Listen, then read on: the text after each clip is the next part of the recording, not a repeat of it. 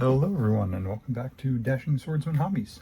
Today we're going to be going back in time to the mud and trenches of the Great War with an unboxing and review of not one but two starter armies for Blood and Valor, the World War I skirmish game by Phalanx Games.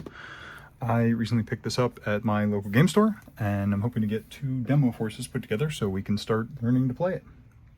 These resin miniatures come from Phalanx Consortium. They're the licensed producer for the game. Each box is supposed to give you a 150 point starter army. So if you're ready to dive into gritty cinematic World War I combat, stick around and we'll see what's in the box.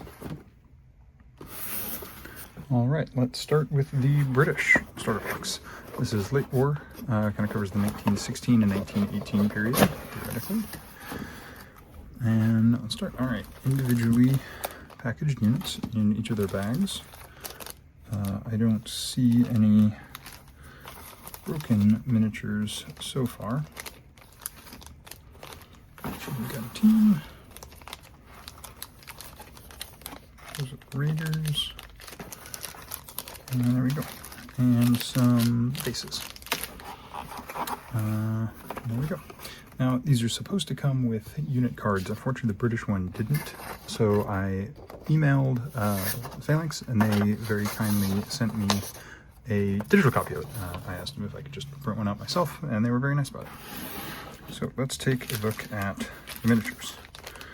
So starting here, this is one half of the rifleman teams. Looks like they sculpt are great. Whatever material they used has a little bit of a bend to it, which is great. Let's do a drop test.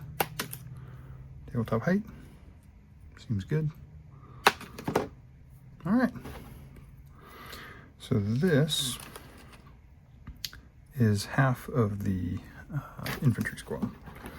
Rifle, NCO, and the Vickers machine gunner. I think there's two copies of these. Yeah, you can see this one is the same, which means that I think this is the other half of that infantry squad. The rifle, you can see the details on this are very crisp. Proportions are good. Looks like very realistic scale proportions. I think painting these details is going to be very easy. Shooting this, the angles are good if you're looking down that, lining it up. Whoever did these sculpts, I think did a really great job. Poses are very dynamic, action-filled. Let's see. There's the other running, kneeling, shooting. All right, so two squads, which means this three-figure squad is the command team. Yes. So here we have an officer with his very fancy mustache and a revolver. A buddy. You can also paint him up maybe as a medic. And another buddy. NCOs, maybe. Or just extra riflemen for your rifle squad if you wanted to swap out sculpts. Okay. So, officer team, two infantry squads. Let's take a look at the Highlander assault team. These guys, oh yeah, all right. These guys are built to be trench raider melee focused. And they're together. They have kilts sculpted onto them, and the poses are much more melee dynamic. Okay. Oh. Okay. So. I think this is supposed to be his club. I was not being particularly careful with these. I was confident after the drop test, but that's something just a little bit of super glue can't fix. And then 2 more guys just sort of in assault positions. A couple of supports left on these guys. Nothing that just a little bit of cleanup can't do. It looks like about the same amount of cleanup that I would normally expect with just cleaning up mold lines from a plastic model, so I don't think this will be that much worse. Here is the machine gun team. So officer, a loader, little sprue remnant in there. The gun itself, also on the tripod, some cans of ammunition, and the water cooling, because I think is a water cooled gun, and the gunner. Oh, I see. You probably have them sitting on something. Is that how they have it sculpted? Kind of hard to tell in the box. But there we have it. So command team, 2 rifle squads, machine gun, and the specialist assault squad. Bases are MDF, the 25mm looks like, except for the machine gun team is a 60mm. Note that the figures do have puddle bases, so that's going to make them stand a little bit proud for your modeling. I don't think they'd be incredibly easy to clip off. I mean, it may take some work with a saw if you want to do that, or you just kind of build up your base sculpting around it. All right, let's move on to the Germans. All right, and let's take a look at the German starter set. As you can see, this also is the 1916 to 1918 period, and we're going to have the same thing. 2 units of rifles, a 3-man command team, a melee sort of assault team, and a machine gun.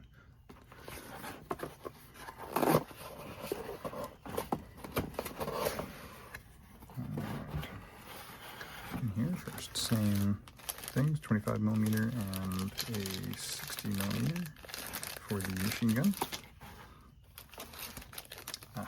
Here's what the card looks like. So here, looks like rifles, that might be the assault squad, rifles,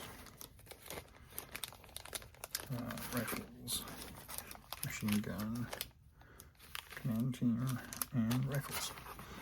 Here, this is what the cards look like. So you can see the riflemen, their special rules, you need the points, close combat, shooting skill, all that, and depending on what you want to do for your commander. All right, so let's take a look at the command squad first.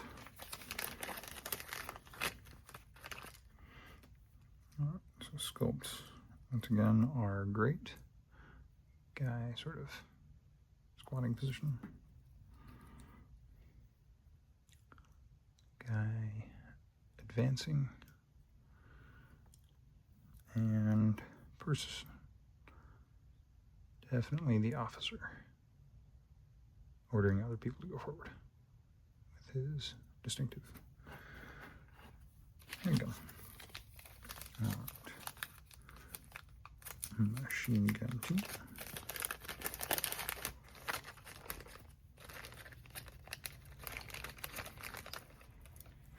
This one has the machine gun mounted on the puddle base, which is great. Don't need to assemble it. Loader also on the base, and it looks like height-wise it lines up really well. Hard to tell there. Oh, in fact, is that supposed to be? Oh, well, that's clever. So these, where those meet, are keyed, and when you do that, the belt matches right up. All right, well done, whoever that sculptor is. Also have your gunner sitting here, and positions right in. Oh man, and that positioning is right on there as the insert for the handle goes in. Oh, I see. That just sits on the back. Right there is a little notch. And that goes right in there. That's very good sculpting. Well done. And then, of course, the spotter of the crew. That is, I think, some of the best unit sculpting consideration I have ever seen. That's incredible. All right.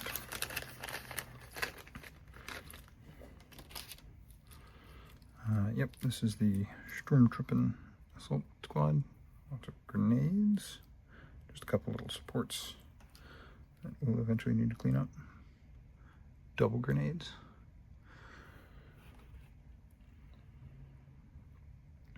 Reloading. Good action pose. And a bundle stick grenade. All right.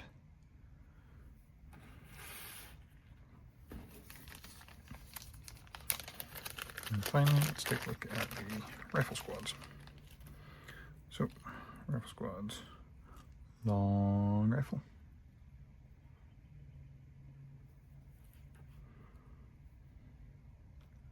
Advancing, again, just a couple of supports that need to get cleaned up. The light machine gun on the bipod.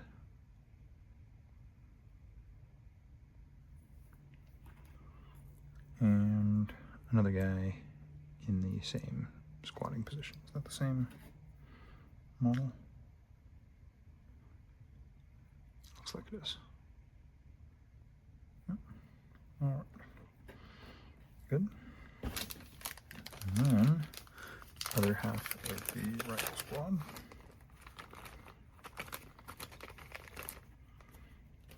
So standing up with a long rifle. Long rifle, well, maybe once you put it on the base, but I can see moving around the tabletop of that, maybe getting a little bit in the way. And it is, dimensionally, I presume historically accurate, but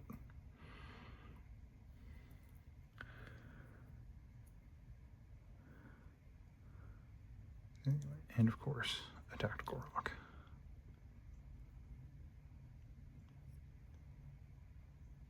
And advancing. All right. Well, there you have it. That is the German set.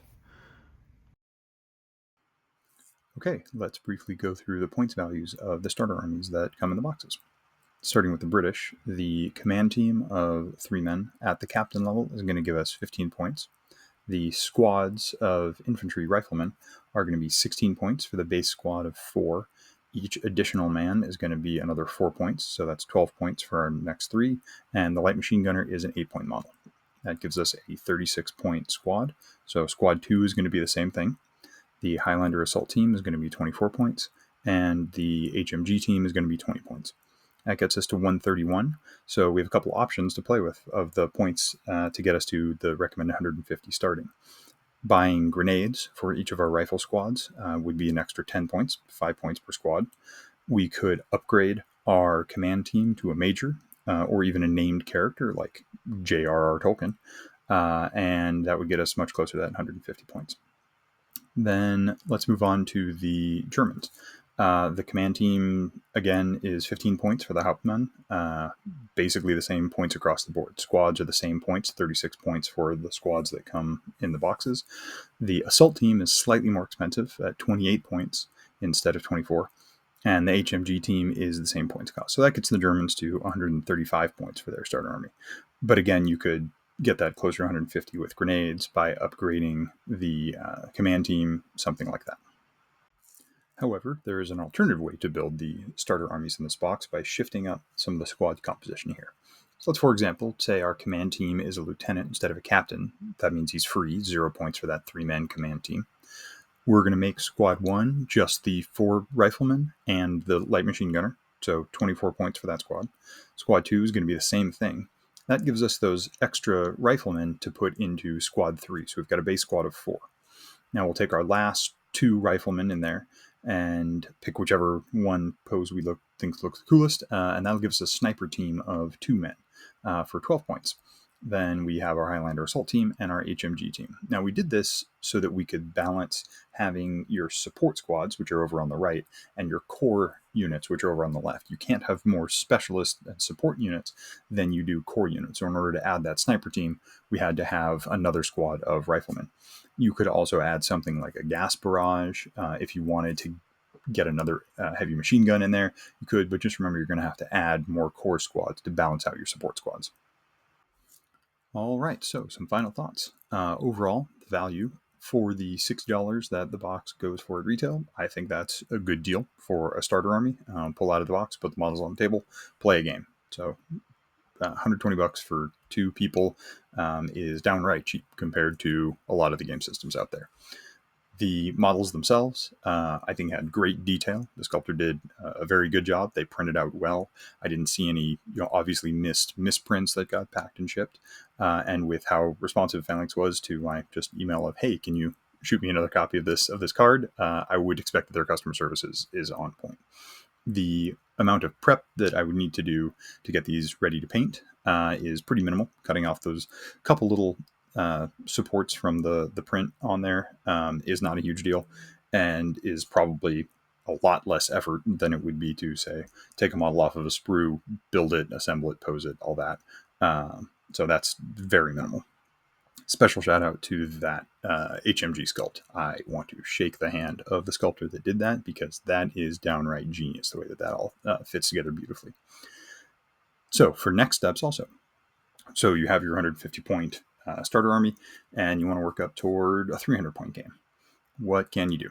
A second starter box, I think, would be a fine idea. You can use everything in that box. The army lists allow for multiple squads of infantry. The ones I was looking at are, the British are up to 6 squads of infantry, so you could even get a third starter box if you want to get the value there.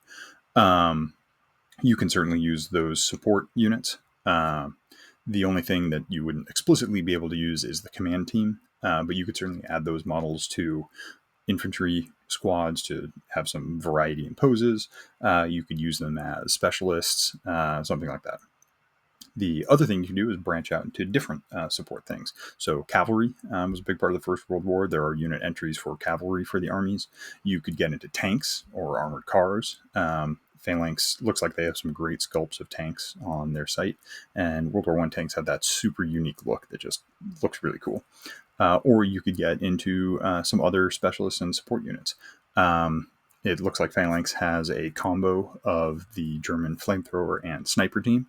The US has the Harlem Hellfighters as a specialist unit.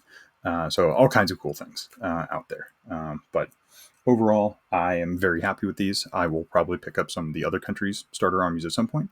I'm excited to get some paint on them, and I'll probably make a video of how to paint the World War I uniform color scheme, or how I end up painting my armies for it. And we'll see if we can get them on the tabletop and get some people playing in the area. Thanks again for joining at Dashing Swords and Hobbies. This was not a sponsored review. I bought the things from my friendly game store and decided to show you guys what they look like. So thanks again for joining. Have fun painting, have fun getting your armies on the table, and have fun wargaming.